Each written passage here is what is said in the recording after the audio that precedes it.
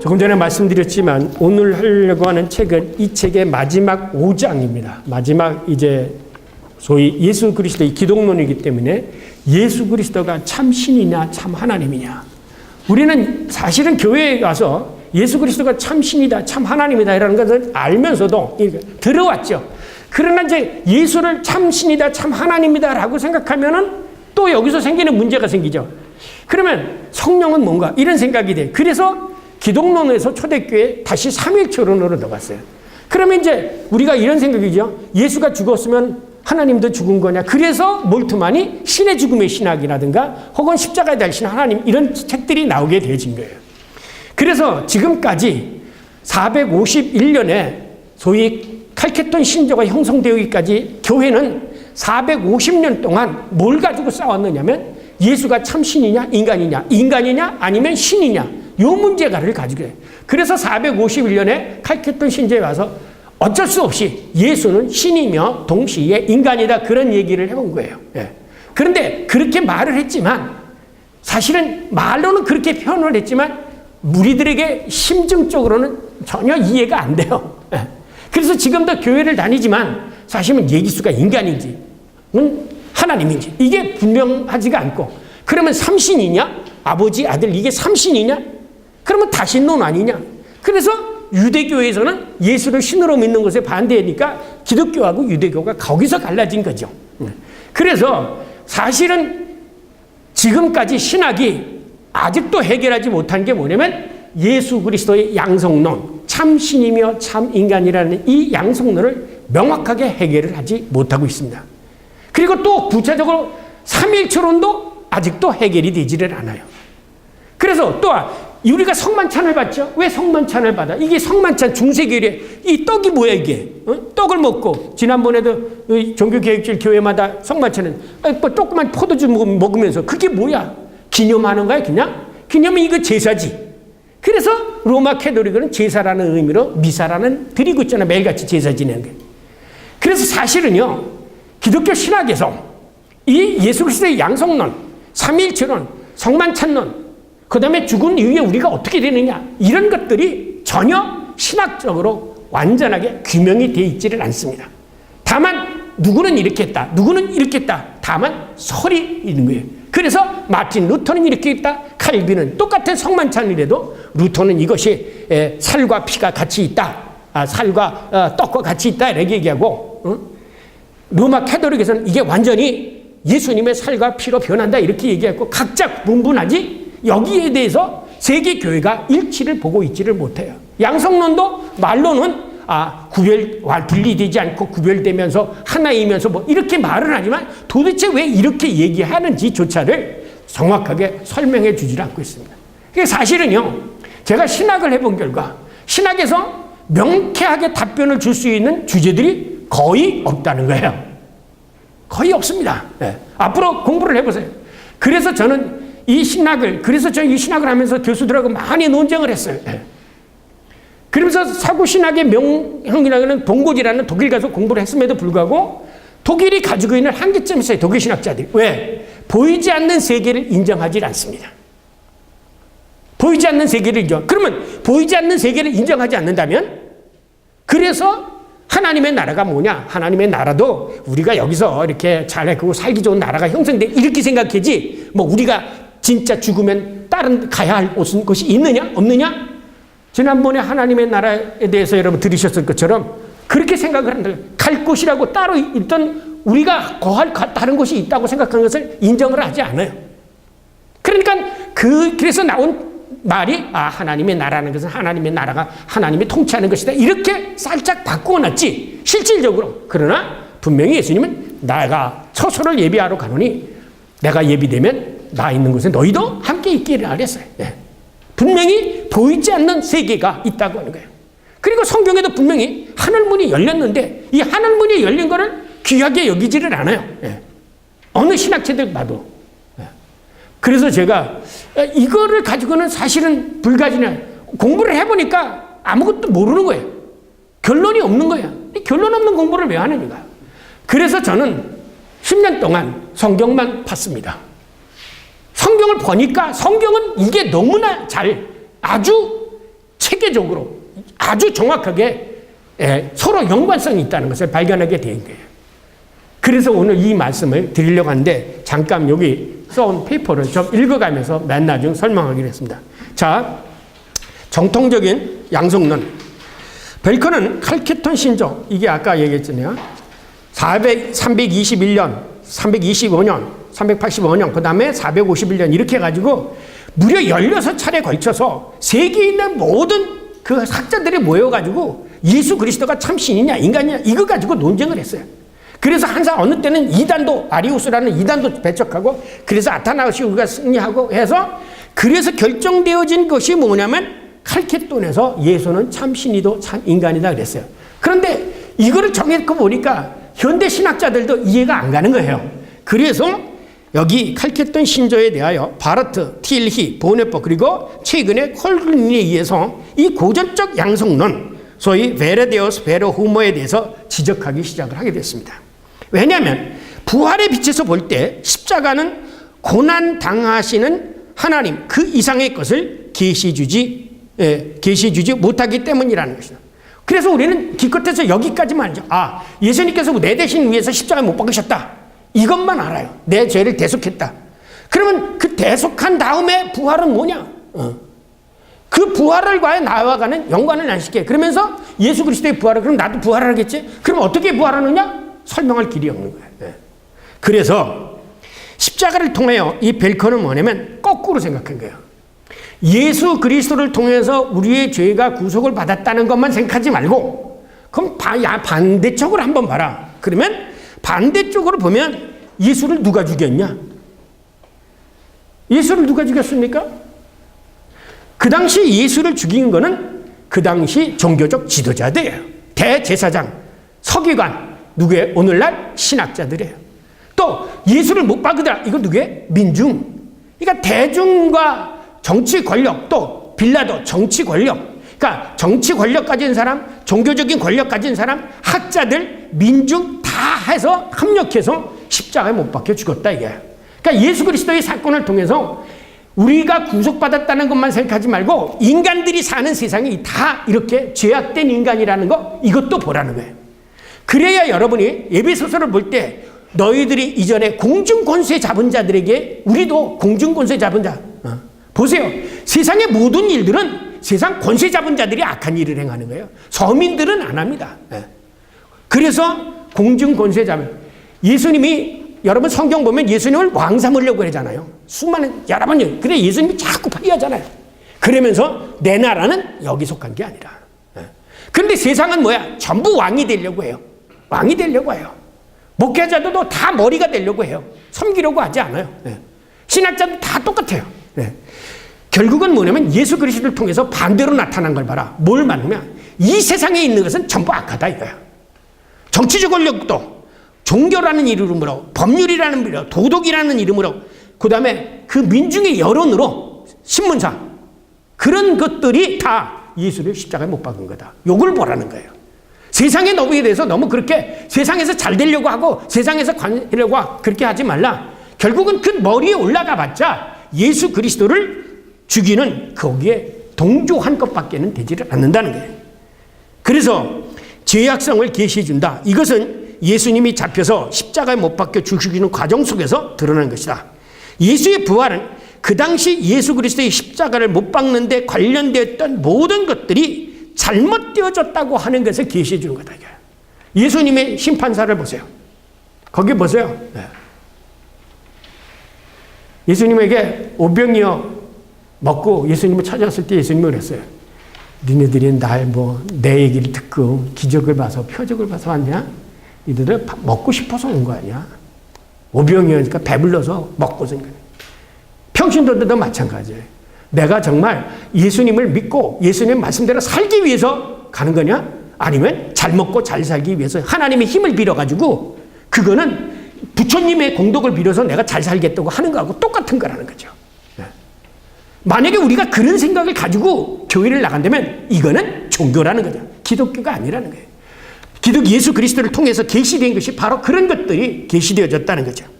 한마디로 말해서 예수 그리스도의 십자가의 사건 속에서 인간의 온갖 죄악이 계시되었다. 이것을 말하는 거예요.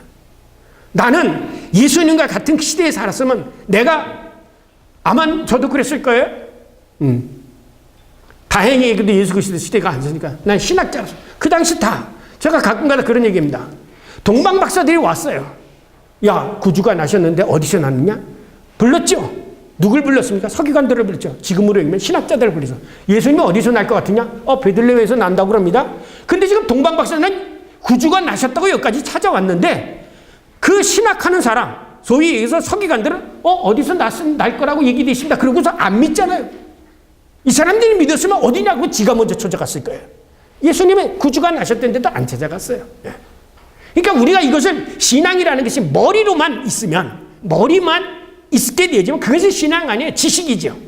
지식과 신앙은 다른 거예요. 전에 제가 부산에 어디 가서 교회 가서 그렇게 얘기했어요. 내가 사람은 모두가 죽는다. 이건 알아요. 그러나 이게 지식과 의식이 다른 거예요.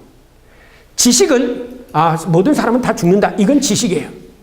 그러나 내가 병에 걸렸어. 의사가 와서 당신은 못 살아. 몇 대 이랬대. 나도 죽는구나. 라는 것은 깨닫죠. 이거는 의식해요. 신앙을 의식해야지 머리로 가지고 살아가는 게 아니에요. 그런데 많은 교인들이 신앙을 의식화하지 않는 거예요. 이게 다른 거예요. 이처럼 많은 사람들이 십자가의 사건에서 우리를 위해서 죽었다고 그러지만 그 이면에 봐라. 이 세상의 것은 성경 있잖아요. 세상에 부패한 것은 인간의 마음이다. 그렇게 부패해 버렸다는 거죠. 두 번째, 이와 동시에 하나님의 말씀대로 예수 그리스도처럼 순종하며 산 사람은 2번에 동그란 거 조그만 거 2번.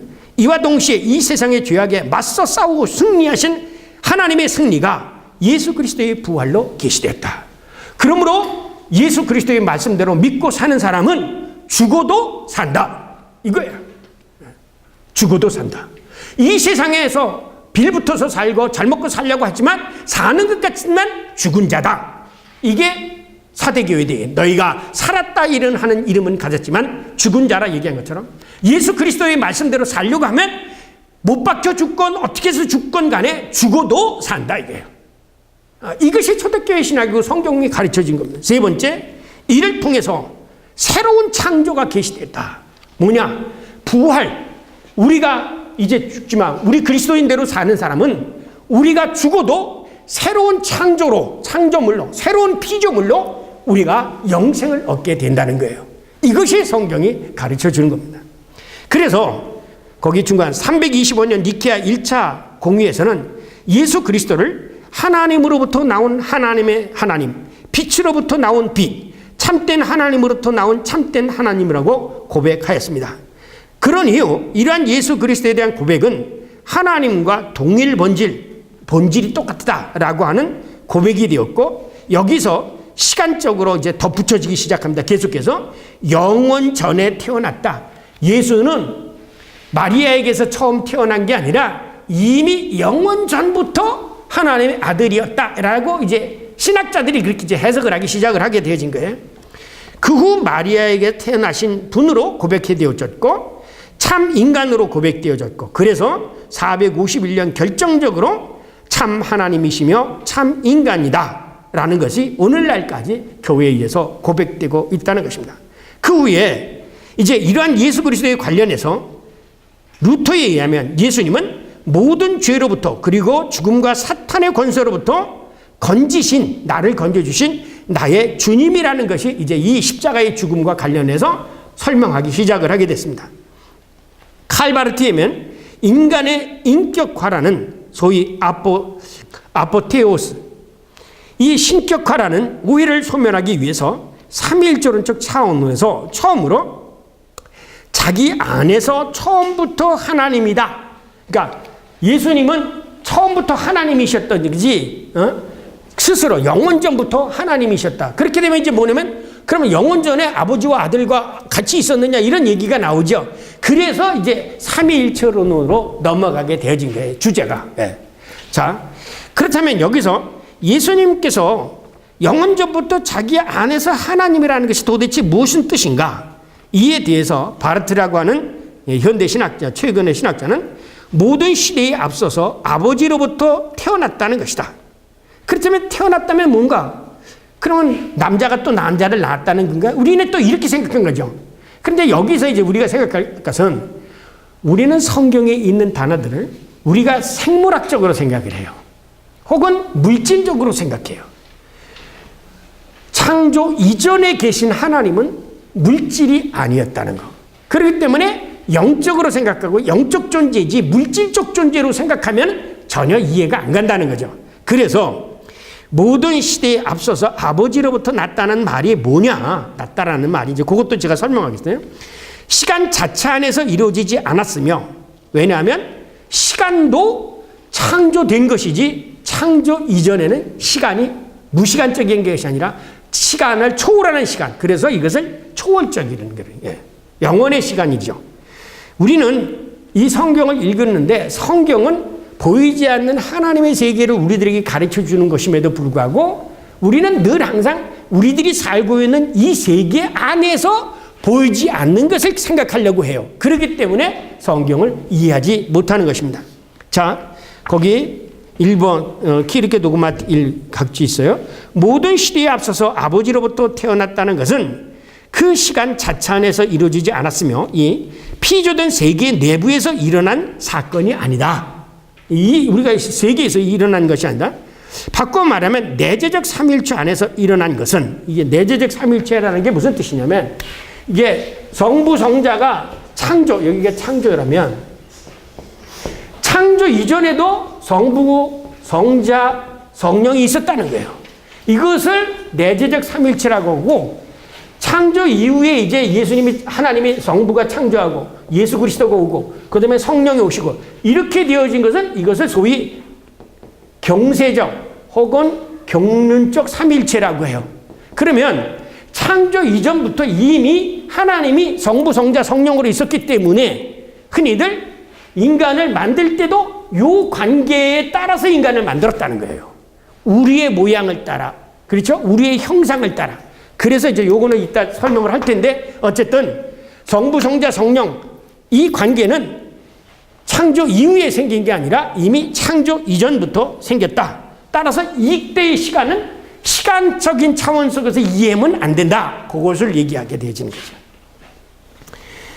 자, 그래서 아래서 다섯째 줄이요. 그리고 아버지와 아버지 하나님과 아들 하나님의 구별은 하나님 자신 안에서 구별되어진 것이지 이 세상과의 차원에서 구별되어진 게 아니다. 이걸 이해를 해야 된다는 겁니다. 바르트 자신의 말을 빌리면 자신의 존재 안에 있는 다른 자, 그것이 바로 하나님의 아들이라는 거죠. 자기 안에 있는 다른 자. 그래서 바르트는 여기서 낳았다, 창세전에 아들을 낳았다라는 그 낳았다, 소이겐 혹은 샤펜, 창조했다라는 이 단어를 이 세상에서 아버지가 아들을 낳는 것처럼 생각하면 안 된다라는 거죠. 그런데 우리는 성부 성자를 이해할 때 아버지가 아들을 낳았다라면 이 세상에서 생물학적으로 내가 자식을 낳는 것처럼 그렇게 생각한다 이죠. 그렇게 생각하면 삼위일체를 정확하게 이해를 못한다. 예수님이 만세전에 태어났다는 것은 이 페이지, 하나님 안에서 하나님으로부터 생겨난 것이다. 이게 그러면 하나님으로부터 하나님에게서부터 하나님이 생겨났다. 이게 무슨 뜻인가? 이게 조금 이따 설명해서, 따라서 우리가 예수 그리스도를 하나님과 동일 본질이라고 고백할 때 요한복음 1장 1절에서 3절에 근거하게 되면 거기에 뭐냐면 한번 찾아보시면 요한복음 1장 3절에 보면 태초에 말씀이 계시니 말씀이 하나님과 함께 되었고 이 말씀으로 모든 것이 창조되었다라고 하는 거죠.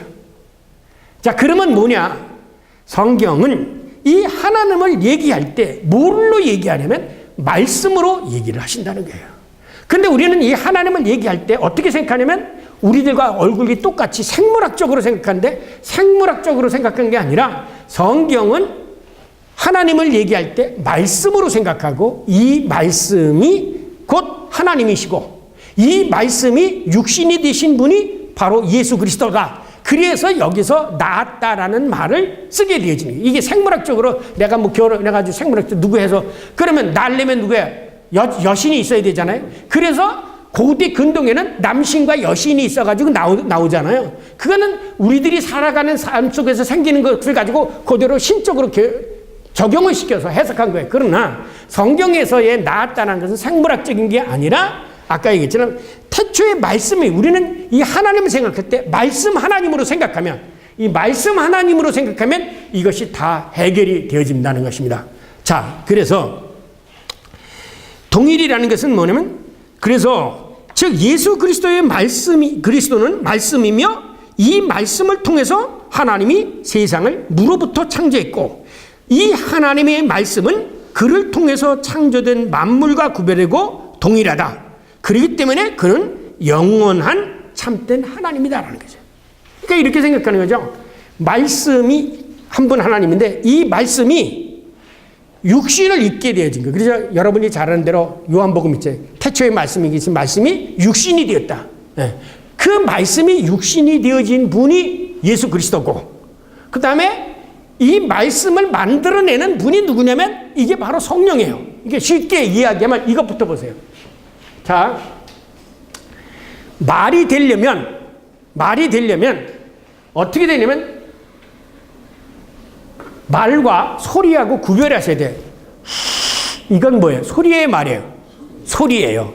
여러분이 악기를 통해서 나오는 것은 다 소리예요. 그러나 사람의 입을 통해서 나오는 것은 이거는 말이에요. 만말하고 하든 어떻게든지 틀리든지 간에 이건 말이에요. 그러면 말이 형성되려면 뭐가 나오냐면 이 구강에 뭐가 통해야 돼요? 바람이 통해야 돼요. 근데 이 바람은 성경에서 뭘로 표현하죠? 성령으로 표현해요. 그러면 이 구강은 뭐야? 인격체예요. 구강을 가지고 있는 체예요. 그래서 여기서 말이 나올 때 우리는 인격이라는 말을 제가 물어보세요. 인격이 뭡니까? 하나님은 인격적인 하나님이다. 인격이 뭐예요? 지정의를 가진 게 있거죠. 생각하고 사고하고 뭘로서 생각하고 뭘로서 사고하고 그럽니까? 마음으로도 느끼고요. 말로 사고 인격이라고 할 때는 육체성을 가져야 되지. 그죠? 육체성을 가지고 또 뭐예요? 말이 나와야 돼요. 말이 틀리면 저 사람 인격이 아니라고 그러잖아요. 그게 말이 나와야 되는 거예요. 그래서 이때 옛날 사람들은 이것을 라틴어로 넘어갈 때는 프로소폰이라고 해서 인격이라고 번역했고 본래 헬라 고대 영어에서는 이것을 히포스타시스라고 했어요. 히포스타제. 이 히포스타제를 우리나라에서 삼인격이냐 위격이냐 그래서 삼위를 쓰잖아요. 위. 이것을 위격이라고 쓰잖아요. 이 자리 위격이라고 쓰잖아요. 이 위라는 히포스타시스라는 게 뭐냐면 보이지 않는 것이 보이도록 나타나게 되지는 거예요. 이게 인격이에요. 그러니까 하나님이 보이지 않다가 예수 그리스도의 몸으로 보이도록 나타나는 거예요. 그래서 인격이라는 말을 쓰게 되진 거예요. 위격이라는 말을 쓰게 되진 거예요. 자, 이제 여기까지인데 거기에서 이제 그 다음에 넘어가겠어요. 그런데 사람들은 이것을 뭐라고 생각하냐면 그 앞 2페이지 위에서 내죠. 바로 이 하나님의 말씀인 그는 그를 통해서 창조된 말씀과 구분되며 동일하다. 그는 영원한 참된 하나님이다. 그래서 바르트는 심지어 토마스 아퀴나스를 인용하여 하나님의 말씀은 하나님의 형상일 뿐만 아니라 세상의 원상, 세상에 먼저 되는 그 원상이라고 합니다. 아까도 제가 말씀드렸지만 오늘 목사님 가서 책을 뒤져보세요. 하나님의 형상론에 대해서 뒤져보세요. 하나님의 형상론이 신학자들이 정리된 게 통일된 게 하나도 없어요. 서구 사람들은 하나님의 형상을 뭐라고 그러냐면 자연에 대한 지배권이라고 생각했어요. 철학자는 하나님의 형상을 사고가 생각하는 게 하나님의 형상이라고 했어요. 그러나 본래 히브리 사람들이 하나님의 성령을 생각하는 건 뭐야? 얼굴이에요. 예를 들면 여러분이 이렇게 하지만 예를 들면 철학자들이 인간이 세상을 지배할 수 있는 이게 하나님의 형상을 하면 십계명에 나타나는 너희는 땅에 있는 것이나 물이 내거나 형상을 만들지 말라. 그게 말이 됩니까? 형상은 얼굴 모양이에요. 돼지 얼굴을 가졌던 사람의 얼굴 모양을 가진 거예요. 그걸 형상이라고 얘기해요. 그래서 빌립은 할 때 나를 본 자는 곧 하나님을 봤다고 얘기한 것은 그런 의미로 얘기하지. 그냥 문자를 그대로 그냥 성경에 있는 그대로 얘기지. 서구세 사람들이야. 그래서 이거 형상은 그래서 그 다음에 나오는 게 뭐냐면 닮았다라는 말이 나와요. 테무르라는 말이. 얼굴이라고 우리는 그 얼굴이 닮았다고 얘기하잖아요. 이 성경에 나타난 것은 그대로 있는 사실인데 이걸 철학자들이 자꾸 신학자들이 이걸 신학화시켜가지고 다른 의미로 만들어가지고 사실은요 루터의 형상론 나르고 그 다음에 그러면 형상이 파괴됐다 그런 얘기를 이제 그 뭐가 파괴진가 얼굴이 찌그러졌다 그런 얘기하니까 인간이 하나님을 알 수 있는 것이 없어졌다 그렇게 얘기해요. 네. 그것이 성경에 나타나는 의미와 그 다음에 신학자들이나 교회 목사님들이 배워왔던 거하고 완전히 다른 거예요. 네. 여기서 중요한 것은 형상을 가져야 돼요. 형상을 가져야 뭐가 나와? 말이 나오게 되어지는 거예요. 소리가 나오게 되어지는 거예요. 이제 그 다음은 설명하겠습니다. 그래서 지금까지 이제 이런 참 신이며 참 인간이라는 것에 대해서 최근에 틸히, 보네포 뭐 여러 사람들이 좀 내가 생각하기에는 그렇게 되지 않는데라고 이제 비판을 한 거예요. 근데 이거는 사실은 신학적인 거기 때문에 제가 설명할 필요가 없어요. 그 다음에 이것만 아세요. 자, 칼케톤 신조에서 그 틸리는 거기 나오죠. 중간에 정통적 양성론에 대한 새로운 해석들. 우선 틸리는 초대교회 교리뿐만 아니라 오늘까지도 가장 핵심적인 예수 그리스도의 양성론, 예수가 신이며 동시에 인간이라는 것의 관계를 이해한다. 그는 니케아 콘스탄티노플 그리고 칼케톤 신조에서 고백한 두 본성, 이것이 전통적으로 얘기했던 거예요. 두 본성은 혼합되지 않고 변화되지 않고 분할되지 않고 분리되지 않고 두 본성은 하나의 인격 혹은 하나의 실체 안에 함께 들어오고 오히려 각의 본성을 가지는 고유성이 보존된다. 이렇게 세 개의 신학자들이 다 이렇게 만들어 놓은 거예요. 그러니까 아까도 있지만 이렇게 해놓고 그럼 구체적으로 설명을 해봐라. 이게 못했어요. 그래서 아직도 사실은 예수 그리스도가 참 신이며 참 인간이라는 것이 교회에서 수없이 말은 하지만 이해는 안 가면서 이해도 안 가면서 그런 걸 그냥 가르치고 설명을 해온 거예요. 그게 잘못됐다는 거예요. 성경에는 그렇게 되지만 보세요. 그럼 이제 여기서 되게 문제가 뭐냐면 아까 했지만 인격이라는 게 뭐냐? 인격. 아까 얘기했지만 지정의를 가져거든요. 인간은 인간학적으로 본 거죠. 네. 성경에서 말하는 인격은 뭐냐면 인격은 말씀이에요. 말씀이에요. 네. 말씀이에요. 그래서 가장 중요한 것은 그 사람의 인격을 표현할 때 가장 중요한 것은 그 사람의 말이에요. 말. 그런데 우리는 이 하나님을 뭘로 이해를 하려면 말씀으로 살아계신 하나님을 이해해야지. 그래서 성경에서 성부도 안 보이죠. 유일하게 우리들이 역사 속에서 경험했던 것은 예수 그리스도예요. 성령이 보입니까? 안 보여요. 그러면 영이신 하나님. 그렇기 때문에 성경은 하나님은 영이시다 그래요. 그 영이신 하나님이 구체적으로 단 한 번 역사 속에 오신 분이 이게 바로 예수 그리스도라는 거예요. 그러면 이런 현상들이 그러면 예수 그리스도 온 것과 영과 성령과 그 다음에 아버지 하나님은 어떤 관계가 있느냐 이 관계가 정리가 되어지면 자연스럽게 이 신성과 인성이 해결이 되어지고 그 다음에 뭐가 관계되냐 창조론이 해결이 되어지고 창조론이 해결이 되면 우리의 부활한 모습이 어떻게 될 것인가를 해결이 되고 왜 성만찬을 받는지가 해결이 되어져요. 왜 성만찬을 받는지. 그러면 성경에서는 창세기 1장에 태초에 말씀이 계십니다. 하나님은 말씀이에요. 근데 이것을 그 다음에 뭐라고 표현하면 수면에 운행하시는 영이라고 표현을 하잖아요. 그런데 이 영, 왜 영이라고 하냐면 영은 바람이에요. 바람이 구강을 통해서 와야 말씀이에요. 제가 이걸 이렇게 해놨죠. 점점으로 쳐놓은 거죠. 하나님은 보이시지 않는 하나님이지만 성령을 통해서 구강을 통해서 나왔기 때문에 이 말을 구약에 아브라함이 들었고 모세가 들었고 사무엘이 들었고 예언자들이 들었어요. 여러분 하나님은 보이시지 않아요. 그러나 가시덤불 안에서 모세야 왔죠. 그 모세야라고 하는 것은 우리 눈에는 보이지 않지만 마치 투명 인간이 말을 한 것처럼 했기 때문에 구강을 통해서 바람을 통해서 입을 통해서 나왔기 때문에 말을 들은 거예요. 이러한 사건은 구약에서도 많이 겪고 여러분 가운데서도 이런 것이 들릴 수가 있어요. 이게 뭐냐면 하나님은 우리들에게 지금도 말씀하고 계세요. 뭘로? 지금의 시대는 하나님의 성경으로 말씀하고 계세요. 자, 그래서 태초에 하나님은 말씀이었었어요. 이 말씀이 화육이 되신 분이 말씀이에요. 이게 예수 그리스도예요. 근데 성령이 요한복음에 보면 이랬죠. 요한복음 16장에 내가 보내실 성령 그가 와서 자의로 말하지 않고 내가 너희들에게 말한 것을 기억나고 생각나게 한다. 예수님은 말씀하시면서 뭐라고 얘기했냐면 내가 지금 말하는 것은 내 말이 아니요 내 안에서 누가 말씀하신다고? 아버지가 말씀하신다고 그랬어요.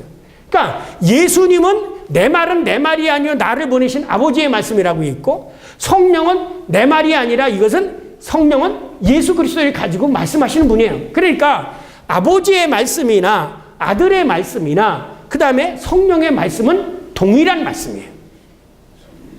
그렇죠? 여기서 말씀이 완전히 삼일체가 되어지는 거예요. 동일한 한 분 말씀이에요. 아버지 말씀이 곧 예수 그리스도를 통해서. 그래서 요한복음에 찾아보세요.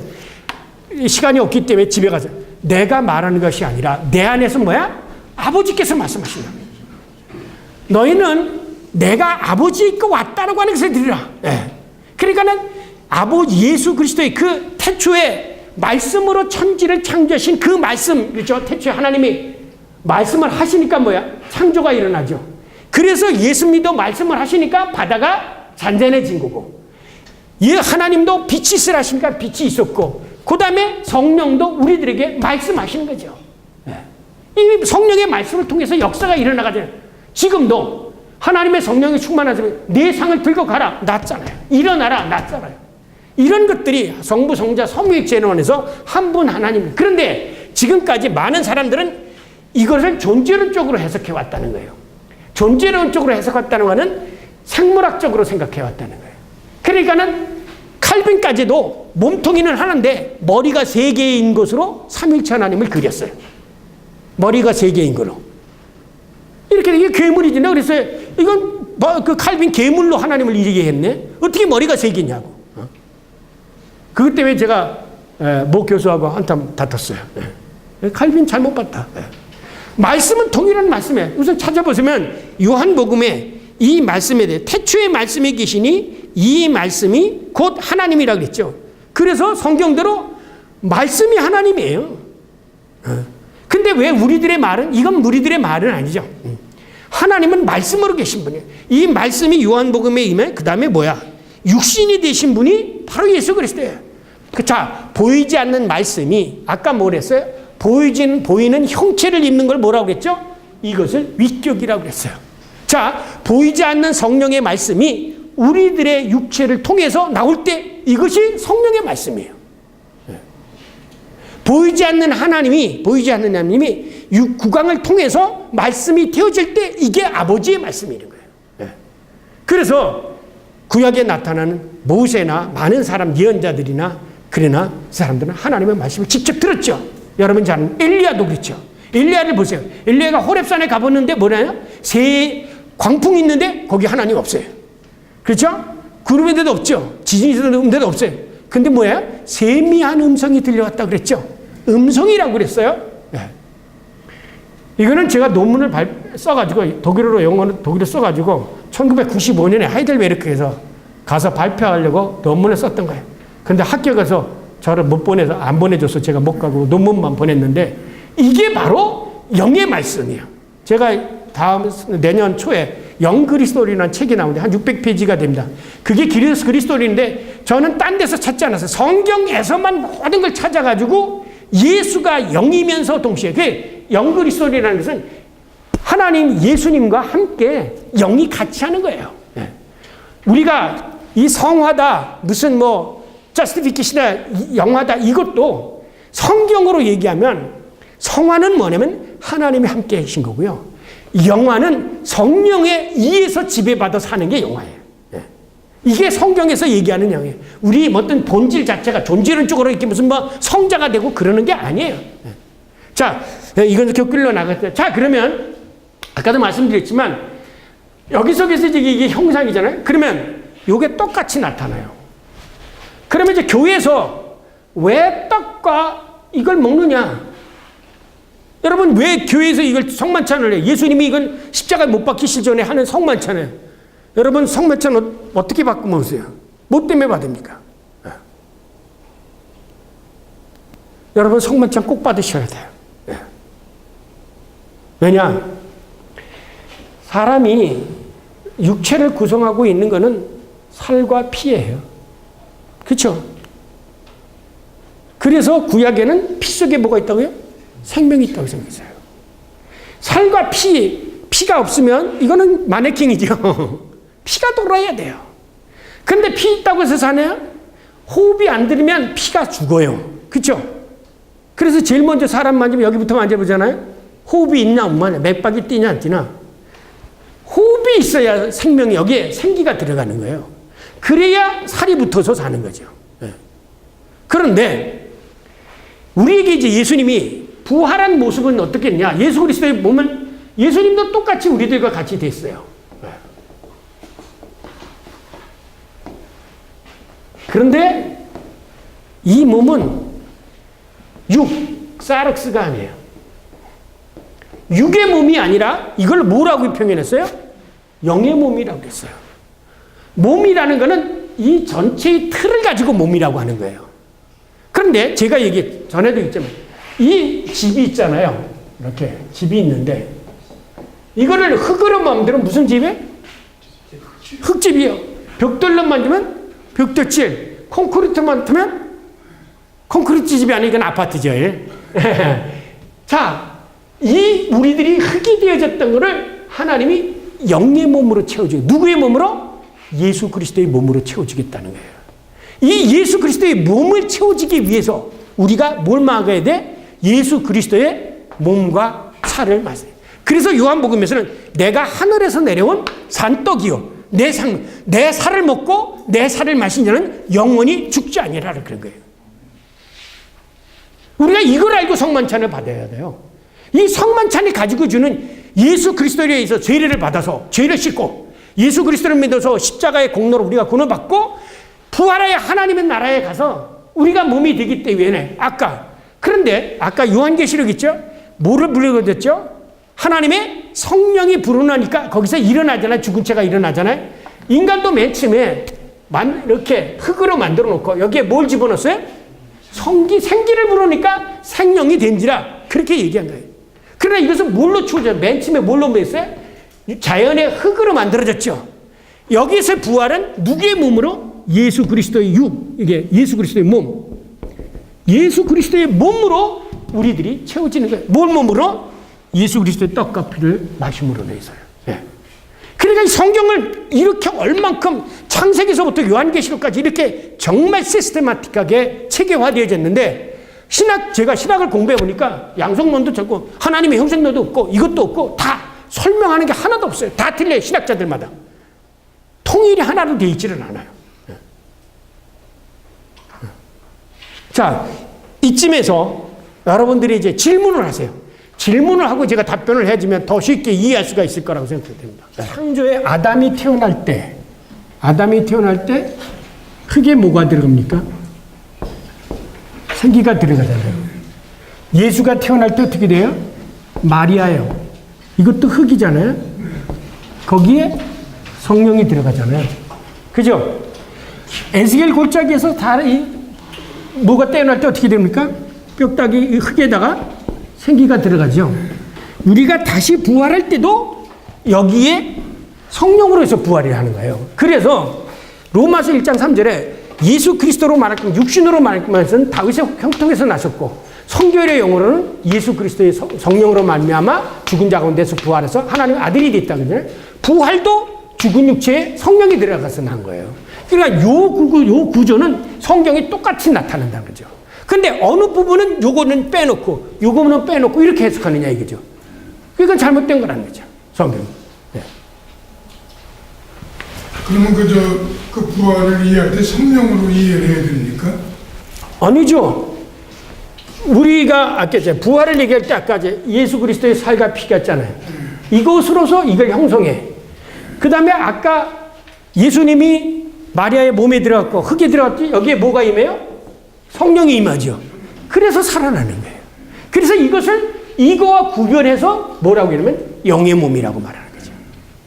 우리가 이거는 썩어질 육체 아니에요. 우리가. 근데 그 사도 바울은요. 네. 대사니까 성가에 고린도전서 썩을 몸이 썩지 않은 몸을 입을 거라고 그래요. 고린도전서 예. 15장. 예. 15장. 예. 45절 이하에. 예. 그런 거하고 지금 목사님 강의하신 거하고 좀 저는 약간 좀 아니죠. 예. 그게 뭐냐면 이 썩을 몸이 썩지 않을 것을 믿어요. 그러니까 지금 장로님은 요 마테리알의 몸이라고 생각한 거예요. 몸은 이거라고 했잖아요. 이거는 내용이에요. 아까 이건 집이죠. 집인데 흙이냐 뭐냐에 따르죠. 이거는 사르스야 고깃덩어리라고 그러죠. 우리가 고깃덩어리가 사는 게 아니에요. 그래서 이것을 뭐라고 얘기해요? 예수님 부활을 새 창조라고 얘기한 거예요. 새 창조로. 왜냐면 창조할 때도 흙에다가 생기가 들어간 것처럼 육신 안에 들어가야 되는데 이 육신이 처음에 있었던 흙인데 이거는 예수 그리스도의 몸이라는 거예요. 그 몸에다가 생기가 들어가게 되신다는 거죠. 그렇기 때문에 우리가 이것을 새 창조라고 얘기하는 거죠. 처음 창조는 흙에다가 들어가서 죽어버렸고 새 창조는 예수 그리스도의 부활하신 그게 들어갔기 때문에 영생을 하게 되는 거예요. 네. 질문 잘하셨어요. 그거 질문 안 해주셨으면 그러니까 이제 이 형상의 몸이 되면 이제 그 완전히 영원한 것이죠. 그렇죠. 영원한 거죠. 그래서 제 얘기를 듣고 이 강의를 듣고 그 다음에 가서 요한계시록을 보세요. 아까도 요한계시록 제가 11장을 읽었지 않습니까? 예, 3일 후에. 예.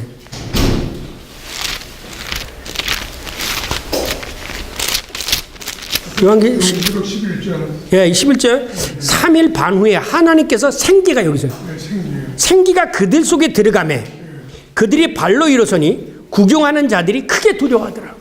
그건 새 창조죠. 그러니까 새 창조예요. 새 창조. 요한계시록은 새 창조를 얘기해요. 이제 완전히 연결이 그렇죠. 창세기서부터 요한계시록까지 제가 그랬잖아요. 성경은 창세기서부터 요한계시록까지 통섭을 해서 통전적으로 읽어야지 어느 한 구절만 읽으면 장님이 코끼리 만지는 것 같이 그렇게 되어지는 거예요. 그런데 지금까지 많은 신학자들이 장님이 코끼리 만지듯이 해온 거예요. 그런데 왜 사도 바울은 이것을 전체적으로 이렇게 얘기할 수 있었냐? 사도 바울은 가서요, 아라비아에 가서 예수님을 만나고 다음에 부활의 빛에서 구약을 다시 읽기 시작을 한 거예요. 그러니까 사도 바울만큼의 글을 쓰는 사람이 없죠. 베드로는 그걸 못한 거죠. 예. 그러니까 우리가 일선교에서는 그냥 예수님 부활하셨다고 그냥 그러고 넘어가죠. 그렇죠. 자기도 안 믿죠. 예. 부활이 뭐냐 그러면 죽었던 사람이 사는 건 무슨 국어사전에 남을 불이하는 거. 그렇죠. 예. 이런 과정을 우리가 들어볼 기회가 없죠. 예, 없습니다. 그러니까 이게 이거 같기도 하고 또 아주 헷갈리는 게 많죠. 최근에 그 빌켄스라는 사람이 부활이라는 책을 썼어요. 그래서 제가 이제 이걸 끝나고 이거를 아주 평신도들이 알아듣기 쉽게 이 창세기서도 이렇게 같이 다시 써야 되겠다라는 생각을 하게 되었는데, 왜냐하면 제가 아까도 이걸 쓰면서 하나님, 내가 혹시 이것이 잘못 깨닫더라면 지금이라도 하나님 바꿔주십시오. 내가 이분들을 잘못 인도할 수도 있지 않습니까? 그러나 이것이 옳은 거라면 하나님 나에게 설명할 수 있는 지혜를 주옵소서. 네. 네. 여러분이 요한계시록은 제가 한 10번 읽었어요. 10번 읽었어요. 읽어도 이해가 안 가고 읽어도 이게 요한계시록은요, 부활한 이후의 세계를 얘기한 거예요. 이 세상의 것을 얘기한 게 아니에요. 그런데 그래서 제가 여기서부터 요한계시록부터 창세기를 읽으라. 그래서 이걸 이렇게 읽었어요. 여기를 읽고 창세기를 읽어보세요. 요한계시록을 읽고 창세기를 읽고 창세기를 읽고 요한계시록을 읽으세요. 그리고 예수 그리스도에 관한 얘기를 읽으면 이렇게 이렇게 읽으면 이게 왔다 가요. 다 통해야 돼요. 근데 지금 현재 주석책을 찾아봐도요, 요한복음 6장 51절이나 5장 이런 게 무슨 내가 하늘에서 산 때는 그것 때문에 스캔들이라는 말이 생긴 거거든요. 그거를 무슨 우리가 아주 형이상학적으로 아니에요. 생각해보면 우리가 죽어서 여기서 끝난다면 아무 소용이 없어요. 그러면 그거는 완전히 환상의 세계예요. 환상의 세계예요. 근데 우리는 지금까지 사실은 여기 속 안에서만 생각하지 이후의 생각은 안 해요. 생각을 안 해요. 제가 말씀드린 거는 이제 예수 그리스도의 부활의 몸, 영의 몸을 얘기할 때 그렇게 얘기한 거고, 그게 이야기고, 우리가 천국에서의 그 양식이 하나님 나라의 식탁이라고 그랬잖아요. 그렇게 해서 소개되어졌는데 그 이유는 전 몰라요. 단 한 가지. 성경에 있는 것 예수님의 성만찬을 보실 때는 분명히 우리가 나는 몸은 예수 그리스도의 부활한 몸이고, 그 다음에 예수님께서 잡수셨듯이 부활한 우리도 양식이 있고, 그 양식이 예를 들면 선악과 같이 이렇게 보승민지 뭔지 그거는 몰라요. 거기까지만 우리가 알 수 있을 뿐이고, 그 당자가 하나님이 아닌 이상 그까지는 알 수 없다. 다만 지금까지 이 성만찬에 대해서 아까 해 목사님 얘기한 것처럼 종교 개혁에서 너무 이런 비르쿵 이렇게 효과만 생각하고 이런 것이 되기 때문에 이거를 창세기서부터 다시 이렇게 보아온 결과 이렇게 해석이 되고 이해가 될 수 있다. 이것까지예요. 그 다음에 여러분이 김재진이 생각은 틀렸어. 내가 더 다시 해. 그 얼마든지 하시라는 거죠. 하시라는 거죠. 다만 제가 지금까지 이제 40년 넘게 신학을 해오면서 서구의 많은 신학들, 그 해석들을 접해오면서 이런 문제점들이 성경을 해석하는데 문제가 있었고, 내가 창세기서부터 이렇게 해석을 해보니까 내가 생각하기엔 이겁니다.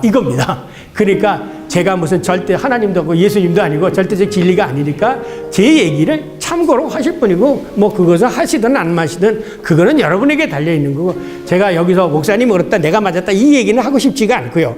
다만